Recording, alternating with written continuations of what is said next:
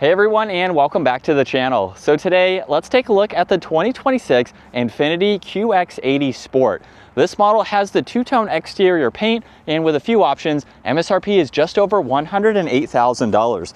Now this is powered by the 3.5-liter twin-turbo V6. It's paired to a 9-speed automatic, pumps out 450 horsepower, 516 pound-feet of torque. That power sent through the all-mode four-wheel drive system, propelling this nearly 6,000-pound SUV from 0 to 60 in 5.3 seconds. It has a top speed of 123 miles an hour. It also has a fuel capacity of 23.6 gallons. You'll expect to see 16 miles per gallon in the city, 19 out on the highway. This also has a wheelbase of 121 inches. Its overall length is 211.2. It has a width of 83.3 and a height of 78 inches. Now, along with the two-tone exterior paint, this also has the Sport exterior package along with interior lighting. So for the Sport exterior package, you'll notice a lot of the gloss black accents. It's on the entire front grille, where there is a chrome badge for the Infiniti logo. There's also a forward-facing camera, and then a lot of cutouts within that mesh to provide cooling when needed. Now there's also parking sensors, and then the sensor for distance pacing right in the middle. Now this also has a split design for the headlights and high beams. Those are in the lower section with the DRLs and turn signals in that upper housing. Gives it a really unique design. And then you'll notice more of the gloss black in the lower section and some hood bulges coming down the hood to give it a nice beefy appearance. Now as we work our way to the side, this has a massive set of gloss black wheels. They are 22s for this model. You'll notice fixed running boards too. There's also this gloss black trim accent. And then power folding side mirrors with a camera and a turn signal. And as you can tell, everything up top is gloss black. There's even a full moonroof too, and the roof rack is currently installed, so you can use that as needed. From the side, it has a really clean look, especially with the two-tone design and some subtle lines that run down the lower section. Now in back, there's the gloss black spoiler. Third brake light and wiper blade are mounted up top to give it a seamless rear design. There's also LEDs for all of the lighting, the backup camera, all of the parking sensors. This can tow around 8,500 pounds as well, and it does feature a remote start. So if you lock the vehicle and hold on this upper button, you can bring this to life, and then you can hold on it again to shut it off as well. Now you do have a control for the rear liftgate, or you can use this button to the right of the backup camera. Now for the glass, that is fixed, so that does not open. You only have the power liftgate here. Now this QX80 is also a 3-row SUV, so as you can tell, I have the third row currently down where you have an ample amount of space. On this passenger side, this is how you can control all of the seats. So the controls on the left are for the second row. You have the controls in the back for the third row. So it is one push of a button in order to operate this, and then you can make the second row fold flat too. So it's very nice that you can do that from here. And this model also has the height adjustable suspension, so you can raise and lower the rear end of the vehicle using those two controls if you need a lower load height in order to put in more items. Now you do have a little bit of space under the floor, and this is the amount of room that you have with that third row up. So it's plentiful for a jumbo 3-row SUV. You can fit in some items in the back. There's also a 3-prong there. You have some hooks so you can attach some items, or a storage net or something like that. So you have a pretty good amount of space. And then up top, you can either close the liftgate or lock the vehicle. Now, if you do lock the vehicle, this does have proximity door handles. So when you walk up to the vehicle, you can use this small circle right here to lock the vehicle, and then just grab the door handle itself, and that is how you can unlock it from all 4 doors. Now, this particular model also has the blue leather interior. There's also some Alcantara as well. This is also equipped with the Klipsch audio, and then you do have some storage down below. Infiniti is also an illuminating badge, and then this model has the captain chairs for the second row. So the easiest way to get into the third row, you could walk through the middle and gain access that way, or just push on this forward button by the side of the headrest. Once you hold it for a few seconds, then the seat will start to operate and you can let go from there. So it is going to move that seat forwards and out of the way, allowing you access into the third row.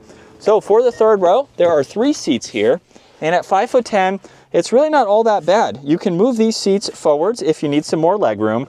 And then at my height, I'm just barely touching the headliner. I might be able to ride around town for a little bit. This is going to be better for smaller kids, of course, but I can make it work if I needed to be back here. Now you'll notice there's also cup holders, there's an auxiliary. You can even recline these seats as well, so you can get a little bit more comfort in this third row. And then you have very large windows in the back too. So that way you can have some better lighting for your third row. Now from here, just push on that button until the seat starts to move, and then it will go the rest of the way. Now for your second row seating, there's some storage pockets behind the seats. You do have a grab handle here. And then right in the middle, this is where you can go through all of your climates. So when they are illuminated, you can go through those. You can get into your heated seat functions as well. There's also more auxiliaries down below. And then at my height, I have a little bit more space as you would expect. And you can recline these seats and get a little bit more comfortable. There's also the adjustable armrests too. Now right in the middle, you do have more cup holders. You have a little bit of storage with some auxiliaries there. It looks like this is fixed, so you won't be able to slide or move that. And then you have your grab handles, vents, and the full moonroof up above there. Now as we work our way up front, the door panel is just like the rear. However, you do have memory seating adjustments, all of your window controls, side mirror adjustments. Everything comes to life when the vehicle is on. So when it's off, everything blends together there. You have a little bit of storage down below, and then you even have massaging seats. You can also adjust your bolster support, and then you have the rest of the automatic adjustments and speakers up in the headrests too, which is neat to see. Now as we hop in, we're greeted with a solid leather steering wheel, but let's start this back up now, where we're greeted with a digital gauge cluster. For the current layout, you'll notice your fuel on the left side, miles per hour, and then on the right side is your tach, and then you have your odometer and four-wheel drive system. Now to go through the information within the gauge cluster, you need to have this side selected. This side here will control the infotainment system. You have tuning underneath that along with voice commands, and then the rotary dial. So I can start scrolling up and down, and you'll notice we have two different settings for your home screen here. Then you can go left and right. So now you can look at your height adjustment. You have some fuel economy that you can monitor, even pull up your tire pressure. You have your auto start stop along with where the power is being sent. You can pull up navigation to have that full screen there. And then there's your music. You have speed limit sign, a distance pacing, and then some of the tech features. And then last up is settings. So you can go through your driver assistance. You can monitor a few of these different vehicle settings. You have towing settings. You can get into even customizing your display. So you can actually change the meter here depending on what you would like to see. So you can have it a little bit more of a traditional style, or you can go into a dynamic here where it is much different. So there's quite a lot that you can go through within that system. This also has paddle shifters on both sides, and then all of your cruise control settings are on the left side along with volume for your audio. Now on the far left, there's auto hold and the e-brake. There's also the steering assist, engine start stop. You can turn on and off the head-up display, and then you have the lift gate. There's one air vent. And then as we work our way to the infotainment system, we'll start off with the camera system, since that is what currently is being shown. You'll see top-down view on the left side, and then on the right side, you can go through all of these various angles depending on what you'd like to see. You even have an under vehicle setting there, which is fantastic. And then the 3D view, where you can set all of these points here and see around the entire vehicle, or you can swipe around it yourself. So there's quite a lot of visibility. Now as we go back to all of the rest of the functions, the lower section here is always going to be fixed. So you can get into your map, you can get into your music and phone when that is paired. For your home screen, you do have this split view. And you can swipe through these icons here, just depending on what you'd like to see, and you can even add some as needed. You also have voice recognition, and then when you push on the 4 squares, you can go through the rest of these icons, even the dash cam, Apple CarPlay, Android Auto, and then the last one is settings. So you have some general information that you can set up depending on what works best for you. You'll notice wood trim accents underneath that. There's volume and tuning along with air vents. And then for the lower screen here, this is for all of your climates. So you'll notice currently it's on front, where we have heated and ventilated seats. Temperature adjustments are on both sides. There's also the heated steering wheel, and you can also get into your rear adjustments. So you have the same thing, heated and ventilated seats, your fan speed and temperature. Now you do have to push down on these.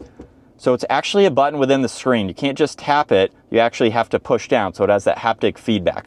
The last one here is for mode. So you have the various different driving modes that you can go into, along with the height adjustment and your 4-wheel drive. So you have 4-wheel drive auto or 4 high.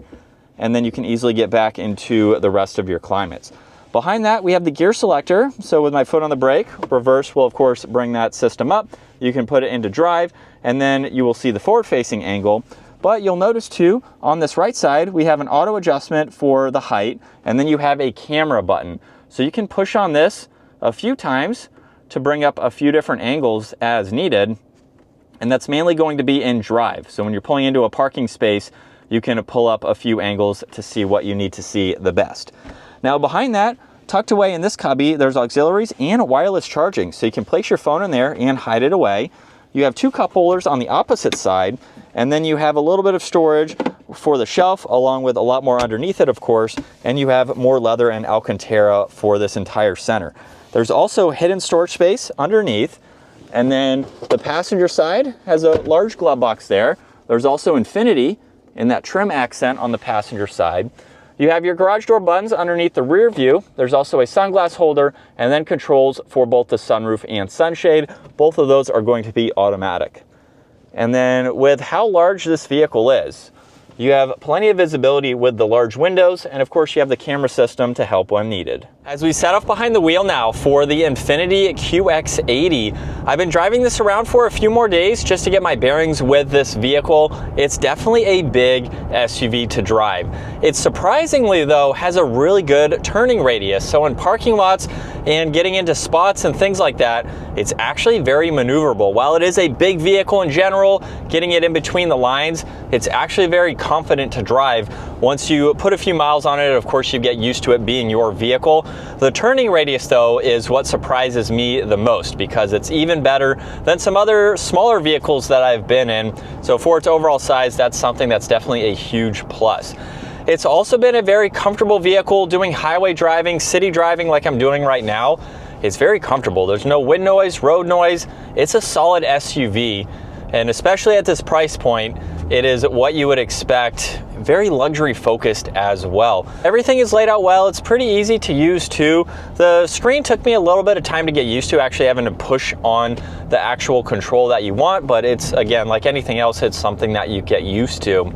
For the driver's seat here at 5'10", I have maybe 3 or 4 inches of headroom, and this is a height adjustable seat. So that's as low as it goes. So you can be over 6 feet tall and still fit in this. I would hope so with the size of this vehicle that you could be much taller than me and still fit very comfortably. You have a lot of space in general overall. So if you're looking for a big vehicle, you need something that's going to haul a lot of people. Maybe you need something that can tow as well.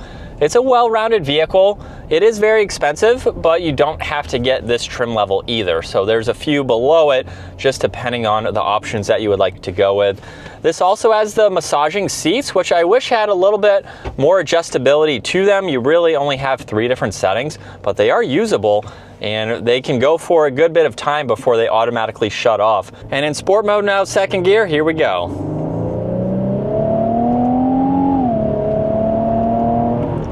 It's definitely got power to get up and move for being such a big vehicle. Now the paddles aren't that responsive, but that's not something surprising for a vehicle of this size. You're not really using those for performance driving. You could use them to get up to speed, of course, like I did, but you can also use them for towing, to hold a gear, and to drive accordingly depending on those situations. But this is what it's like to be behind the wheel for the Jumbo QX80. You have a very high seating position, really neat design in the hood too, so you can see that passenger side very well with the contoured lines there, so that way you can easily place that side of the vehicle. Very important, especially again for its overall size. But you sit very high up if you're looking for basically a truck in an SUV form, even over the roofs of sedans like that. But the driver's seat is very comfortable. You have the automatic adjustment for the steering wheel. And again, for its sizing, it can take these corners well, or turns just at normal speeds. But again, it's not a vehicle meant for high-speed turns, but it's nice that you have a fairly confident vehicle for its size. You'll feel the weight slightly, as to be expected, and you have a really good vehicle to daily drive. MPG also seems to be pretty impressive at half a tank. We still have 312 miles to go. for the driving that I've been doing, very impressive. I think it started just over 500 something. And so if you want a big vehicle that also has a pretty good range, you could go on some long road trips and not have to fill up all that often.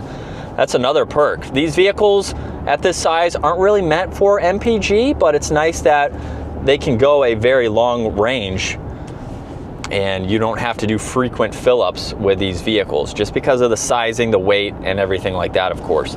But other than that, it's a very nice vehicle to drive with the amenities that you have too. It's just going to be a comfortable vehicle to drive every day.